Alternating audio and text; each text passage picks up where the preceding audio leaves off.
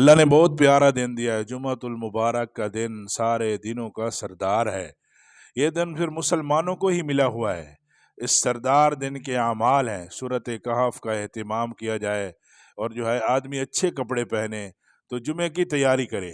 اب جمعے کے لیے آ گئے، ماشاءاللہ خطبہ سنا، جمعے کی نماز پڑھ لی، پھر جو ہے بڑی جلدی ہوتی ہے، تاجر لوگ ہیں، تجارت کرنی ہے، سارے لوگ ہیں، زراعت کرنی ہے۔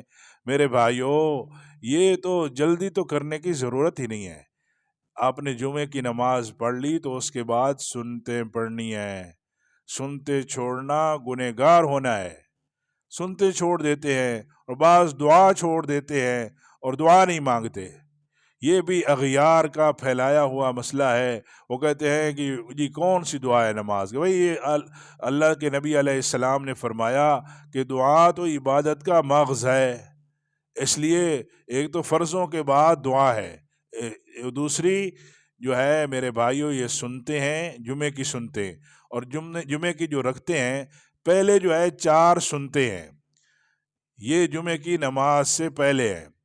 پھر جو ہے جمعے کا خطبہ ہوتا ہے، اس کے بعد 2 رکعتیں ہوتی ہیں فرض، اور اس کے بعد جو ہے یہ 4 رکعتیں ہیں، یہ بھی سنت ہیں، اور 4 کے بعد پھر 2 رکعتیں ہیں، یہ بھی سنت ہے، اور 2 کے بعد 2 نوافل ہے۔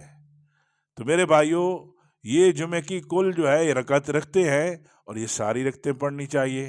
اگر کوئی چھوڑ دیتا ہے تو گویا اس کو جمعے کا پورا ثواب نہیں ملا۔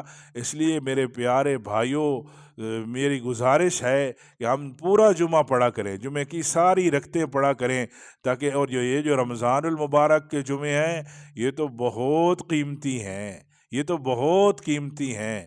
اس میں آدمی جو ہے زیادہ نوافل میں لگے، اور جو ہے جمعے کی سنتیں تو چھوڑنے کا تصور بھی نہیں ہونا چاہیے۔ اس لیے میرے بھائیوں، جہاں جمعے کی نماز پڑھی ہے وہاں اپنی آدمی سنتیں بھی پڑھے، نوافل پڑھے، اور مسلمانوں کے لیے، سارے عالم کے ایمان والوں کے لیے دعائیں کریں۔ اللہ پاک سمجھ